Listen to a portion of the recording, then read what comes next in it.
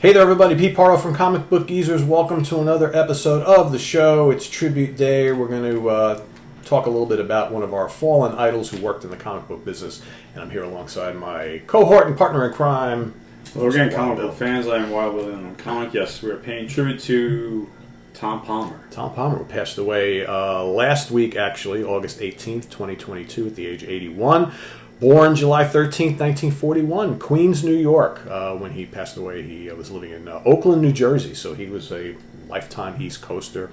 And, most notable throughout his career as an inker, specifically, not exclusively, working alongside Gene Colan in many different Marvel comic series, but as if you start to go through his bibliography, you see that he did a ton of stuff. As we're going to show you some stuff today. Tomb of Dracula is probably one of the most notable. Yep. It's him and Gene Colan. Issue number 12. But he wasn't involved in the first 10 issues, but pretty much after that, he was involved in the whole run after that, pretty much. So I picked just a couple Tomb of Draculas because when I started checking out all the stuff in my collection, it's a lot. Yeah, you're going to see very diverse. So I was focused on kind of the horror.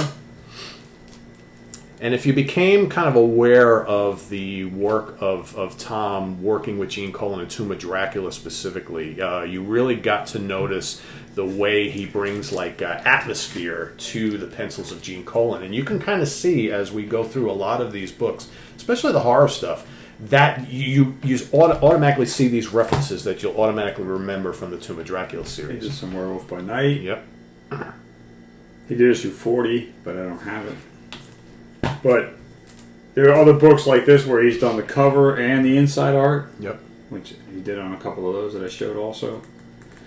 And that's him and Gil Kane, correct? I guess. Yes. It looks like Yeah, he did a lot of work with Gil Kane. And I'll go through a couple here. So here he worked on one of the the short Doc Savage run. Here we have him on Giant Size Conan. Covers number 3 and 4, along with Gil Kane. Again, if you look really carefully at some of these that we're going to be showing you, even when he's working with different artists, there's a similar feel to them.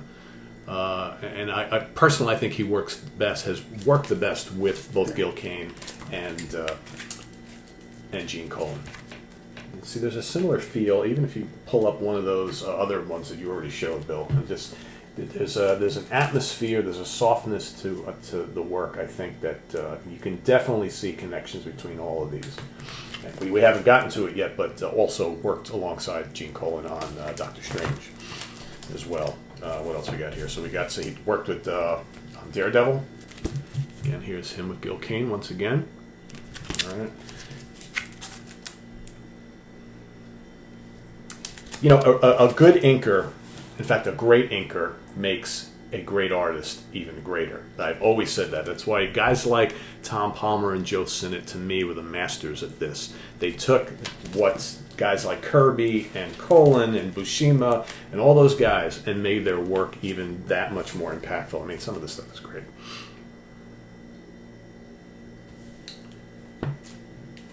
He did a couple of the mummies. Yep. Supernatural thrillers. A long career. He did, but this title didn't. Oh yeah, exactly. Yeah. This is the last issue of the title, But yeah, he did also he did one issue of Tomb of Darkness here. Did this cover. Yeah. Weird Wonder Tales. Evil Knievel. Gotta have Evil Knievel. All right, so we talked about Doctor Strange. So again, he was doing Doctor Strange and Tomb of Dracula right around the same time. So here, Bill's got a whole bunch of these out here. So again, it's Colan and Palmer. There's just a feel. That's a great cover. It is. That's a great cover. Yeah. Yeah. I mean, it's just, you got Eternity in the background. You got Baron Mordo. Just look at that atmosphere on there. There's this mystical quality. And here, obviously, this is like the meeting of the two icons here, Dracula and Doctor Strange. This was a crossover storyline again. Colan and Palmer just working wonders. He was like Marvel's utility man. Yeah. Involved in so many different projects. He So also many. did one issue of ROM, issue number 60. Oh, he did. Okay, I didn't know that. He was involved with the Avengers from like issue 255 up to like 259 and 261 through 300. He also did some Mark Spector Moon Knights. Oh, he did. Okay. Yeah, like issue 10, actually 10, 11, 12, 13, 14, 15, 16, 17. I'm going to show a couple others. He did 32. I'm going to show 32 and 33 because they're like my favorite. They might be under that stack of Doctor Strange you got there. Gotcha. Okay, cool. Yeah, I mean, these are all great covers you pulled here. This is classic Colin Palmer. Classic. I would argue that some of these Doctor Strange covers equal, if not better, than some of the Tomb of Dracula covers, because those are great as well. And, you know, the reason why Bill didn't pull a lot of those today is because we've shown them so many times. But these old Doctor Stranges are excellent. Let's see. Back to horror. He did one of Man-Wolf.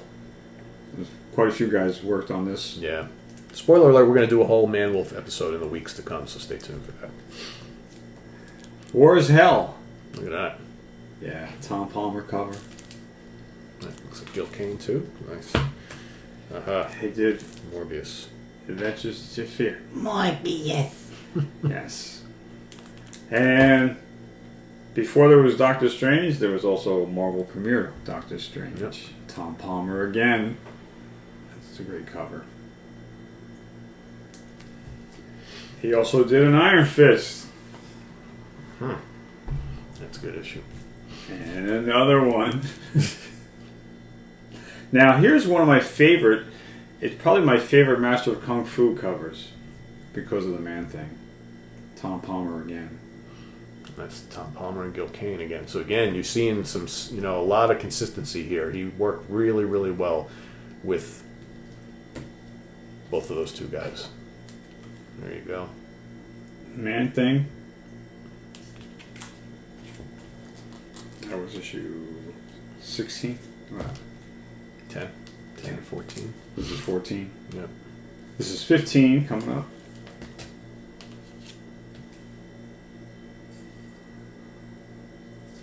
And I like the action on this cover. 17. But again, all those horror elements, right? All that atmosphere and horrific things. Flames, and the whatnot. smoke. Yep. It's just, again, classic Gil Kane and Tom Palmer. The aggressive pose. Yep. Like a grizzly bear pose, right? Coming at you. Grizzly bear Man-Thing. Look out. So we got him He on did other heroes. Yeah, Thor as well. Worked on a little run of Thor. Ron Wilson, Tom Palmer cover with Firelord, great issue. Here we got Johnny Buscema, Tom Palmer inside. He did the inks as well. Okay, it's a great issue. 274. Ragnarok is coming. Now, yeah, here we go. Gene Cole and Tom Palmer Yeah. cover. Yep.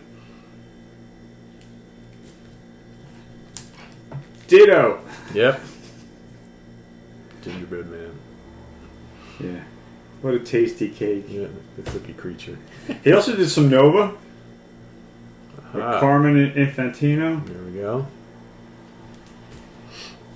I always like this cover. Nova. Yeah. Carmine Infantino, the guy who everybody said killed this book. Possible, right? I don't know. I can't. You can't blame it all on the art. It's like The stories towards the end weren't that great either. But yeah. I just reread this like within the past year, like within 6-8 months ago, and it was better when I was a teenager. Yeah, I would agree. But it was the writing that killed Nova. Yeah. I don't Not think really the art. They really didn't know what to do with him, unfortunately. But he does have some panels in there do give you kind of a Frank Robbins flashbacks. I wonder. I don't think it was super horrible. The art. No, it wasn't horrible. I just wonder, looking back on it now, if they regret kind of making him the teenage superhero, kind of doing that all They again. pressed it too hard. Yeah, they really did. The people weren't swallowing that pill. Yeah, they're like, all right, we already have Spider-Man, we don't need another one. Yeah. So, And he could fly, but they really didn't define his powers. No. And he had all this power, and he was getting his ass kicked for like the first 12 issues. It was like, can't he win like one scrap? Yep. I think after the whole series ended, they tried to make him like this cosmic hero and have him do all this stuff in space. They should have done that right off the bat, in my opinion. But Too late too late now. That's a great cover So right there. yes, more Tom Palmer. We digress about Nova, but it's interesting to see that Tom Palmer even got involved with Nova, Yeah.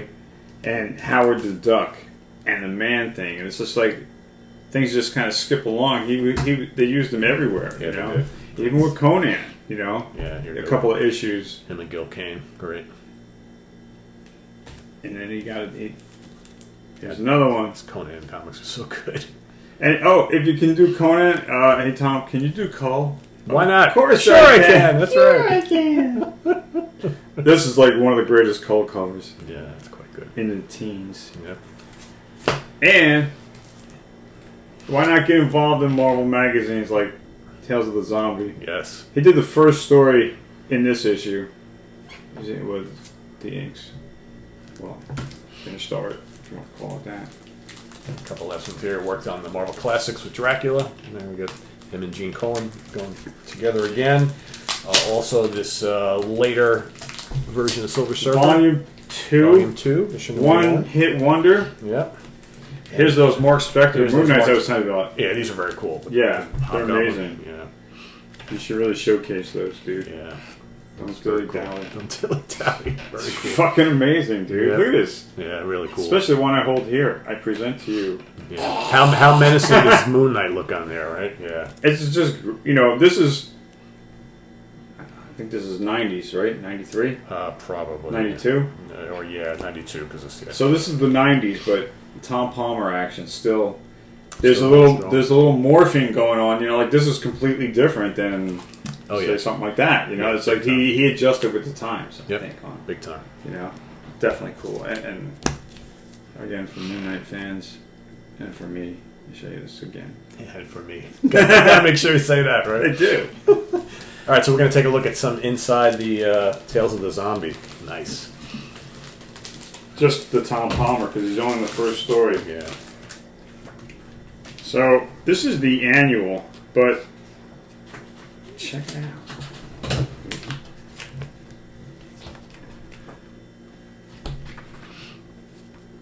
So you got that eerie feel. I'm trying to be careful with this. Yeah. Oh, unmistakable. There's your splash page, Yeah, unmistakable. or title page, I should say. Tom Palmer. One of the other guys that dominated this was Pablo Marcos, but Yes. to see Tom Palmer get involved, and I have 3 issues of Tales of the Zombie, and Tom Palmer is only in this one. Otherwise, I would have brought those out. Even though it's black and white art, the detail is Yeah. there. Can certainly tell. One more page.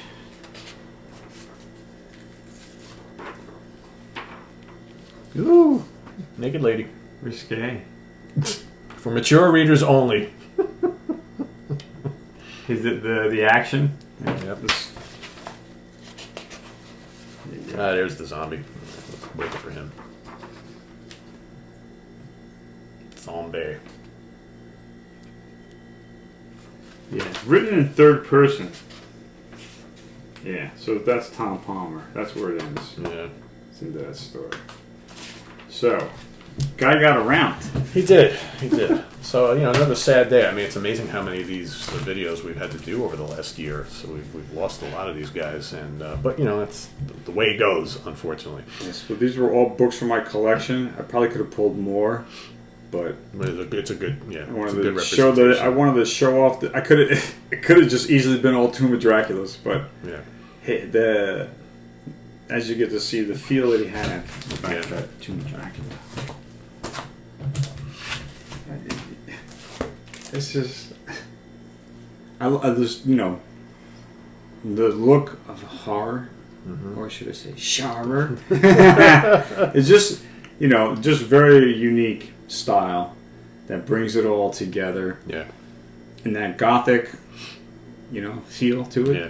Like this, you feel like this is Middle Ages, like you're going back in time into another. It takes you into another world. No doubt, his art. Well, I can remember as a kid growing up because I was collecting Tomb of Dracula, Doctor Strange, and Howard the Duck all at the same time, and how cool it was to read all of these issues and with the same art Same and knitwear guys. team, and you're like, it's a similar feel. So you're like, it was like comfort food, right? You know, you got used to that, and that's I love that. It's the same thing, you know, with, like we've talked about before, like Joe Sinnott and Jack Kirby, who worked on various things together. There was and Fantastic Four and stuff. So you got like that warm and fuzzy feeling of seeing these art teams who work so well together. Yeah, Tom Palmer and Gene Colan definitely had a unique fit. And I'd probably argue that those two had the longest run together of any other art team across multiple different issues where it really, really gelled. I mean, they worked for so long on these series. He also did an issue of Spider-Woman, number 14. Okay, yep. And She-Hulk, number 12. Number 12, okay, yeah. So there's quite a bit of diversity to his portfolio there. Yep. So thanks for all the great art. Yeah, Tom Palmer. Yep. So that concludes this episode of Comic Book Geezers. I'm Wild Bill, as always, saying thanks for being here. Thank you for your subscriptions. Please click the like button if you like this video, or share it with your friends. And as always, click the notification bell so you can be kept in the loop, so you'll know next time we got another video coming out. As for always, to comic book lovers, thanks for being here. I'm Wild Bill, saying we'll see you next time. That's right. I am Pete. Thanks for watching. Also down below, there is the link to our merch page, the Sea of Tranquility merch page, where you can get all sorts of Sea of Tranquility and Comic Book Geezers stuff. So speaking of Comic Book Geezers, what do you think of this shirt, gang? Mm-hmm. Yeah, I was thinking about wearing it backwards. I like that.